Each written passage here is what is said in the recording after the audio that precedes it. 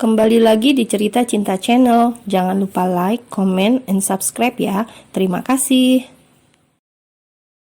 Sophie yang sedang dalam pelarian untuk menemui Juna sempat tersentak ketika seseorang menghentikan aksinya. Matanya terbelalak melihat siapa orang tersebut. Apa dia mengenaliku? Sophie mencoba tetap tenang. "Nona, mau kemana?" tanya sosok tersebut. Sophie jadi panik, tapi ia harus menemui Juna. Alhasil ia langsung saja kabur dan bersembunyi. Setelah berhasil kabur, ia langsung mencari taksi. Begitu banyak taksi yang lalu lalang, jadi mudah baginya mendapatkan tumpangan. "Ke alamat ini, Pak," ucap Sophie pada sang driver. "Ngebut ya, Pak?" pintanya lagi. "Iya, Non." Brem, wush, mobil melaju kencang, menembus debu jalanan, memecah kemacetan, meliuk-liuk di atas aspal yang hitam pekat. "Pak, jangan ngebut parah kayak gini," protes Sophie yang sedikit takut karena sang driver mengendara cukup kencang secepat kilat. "Baik, Non."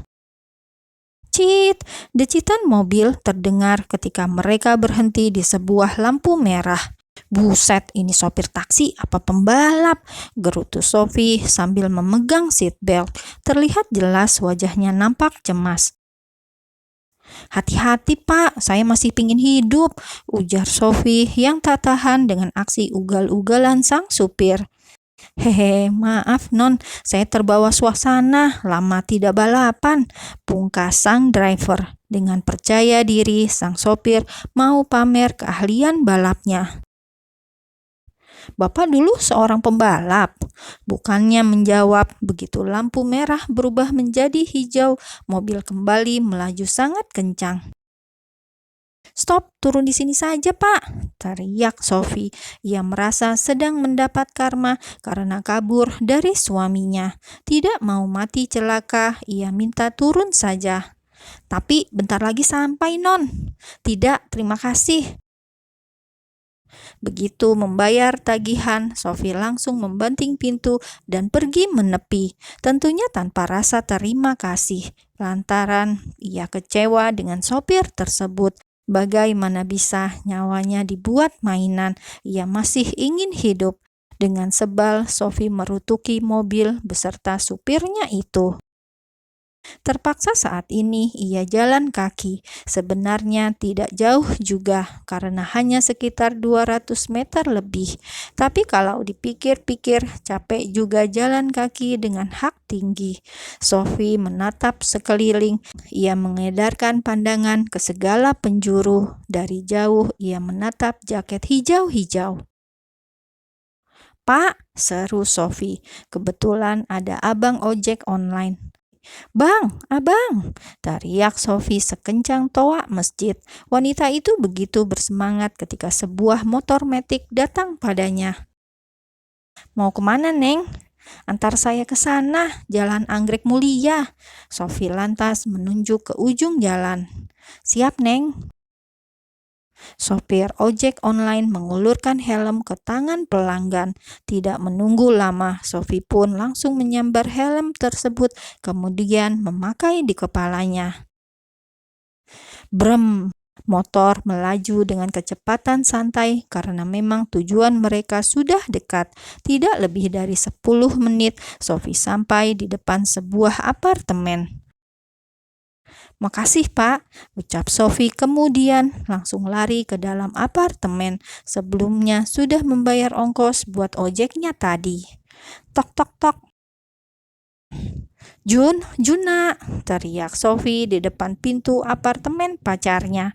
Di dalam kamar, Juna sedang duduk termenung menatap surat kabar di tangannya. Ia menatap cover surat kabar tersebut dengan tatapan nanar. Ada potret Sophie yang bersanding dengan seorang pengusaha. Dengan balutan gaun pengantin yang cantik, Sophie nampak anggun. Sayang, pria di samping Sophie bukanlah dirinya. Tok tok tok, "Juna!" Kembali Sophie mengetuk pintu apartemen kekasihnya. "Juna, buka, aku tahu kamu di dalam," teriaknya hingga membuat penghuni di sebelah membuka pintu karena suara cempreng yang membuat gaduh itu. Sophie pun hanya tersenyum masam saat dua pasang mata menatap tak suka pada dirinya. Tetangga apartemen sang pacar rupanya kurang ramah. Klek, sebuah kepala menyembul dari balik pintu apartemen sang kekasih. Pria maco itu langsung menarik tangan Sophie ke dalam. "Bukannya aku minta kita ketemu nanti malam," ucap pria yang terlihat tidak senang dengan kehadiran Sophie. "Aku nggak bisa keluar bila malam," jawab Sophie jujur. "Apa suamimu melarang?" sindir Juna. Dari wajahnya, jelas pria muda itu terlihat cemburu pada suami sah sang kekasih. "Sorry," Juna menghempaskan tangan kekasihnya yang mencoba memegang tangannya. "Sepertinya kamu senang dengan pernikahan ini," sindir pria itu sembari melempar surat kabar yang ia baca. Memang terlihat jelas wajah Sophie yang tersenyum saat difoto, tapi Juna tidak mengerti cerita di balik foto itu dibuat. Garda harus mengancam Sophie hingga wanita itu mau tersenyum di depan media. "Kamu salah, aku nggak ada rasa sama pria itu. Ini hanya pernikahan di atas kertas. Aku nggak menyukai laki-laki itu," Sophie mencoba menjelaskan. "Benarkah?" Juna menatap tak percaya. "Iya, buktikan kalau hanya ada aku di hatimu." Tiba-tiba, tanpa aba-aba sebelumnya, Juna memojokkan tubuh Sophie sampai menyentuh tembok. Dek, perasaan Sophie tak karuan. Ia jadi gelisah. Ia memang mencintai kekasihnya itu, tapi Sophie mulai menyusun otaknya yang tercecer tak karuan. Hatinya memilih pria itu. Tapi mengapa bayangan Garda sekelibat nampak di pikirannya? "Sadar, Sophie, mengapa bongkahan es itu ada dalam kepalamu?" rutuk Sophie dalam hati. "Soph," Juna menatap kekasihnya intens. Seketika itu, Sophie jadi gelagapan karena barusan melamun wajah sang suami. Iya, buktikan kalau hanya aku yang ada dalam hatimu." Pria itu terus mendesak Sophie. "Bukti apa lagi? Bukankah kamu lihat sendiri bagaimana kita kabur dulu?" "Hes!" Juna tersenyum getir. Ia ingat bagaimana para bodyguard pria kaya raya itu menghajar tubuhnya. Bahkan masih ada beberapa bekas yang belum hilang sampai sekarang. Mengingat aksi kabur mereka lalu tertangkap, Juna pun membuka baju yang ia kenakan.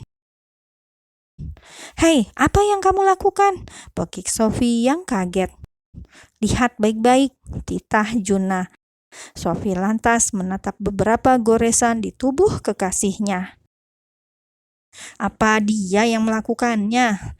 tanya Sophie dengan pandangan mata nanar seolah tak percaya. Pria itu memang dingin dan kasar, tapi ia tak menyangka suaminya bisa melukai pacarnya itu. "Maaf Jun, ini salahku," sesal Sophie. Ia menundukkan wajahnya karena merasa bersalah. Tidak ingin melihat wanitanya bersedih, Juna meraih dagu wanitanya itu, kemudian mendekatkan wajahnya perlahan. Dan ketika jarak keduanya semakin mendekat, mata mereka sama-sama terpejam. Dengan lembut, Juna mencium bibir sang kekasih yang kini sudah bersuami.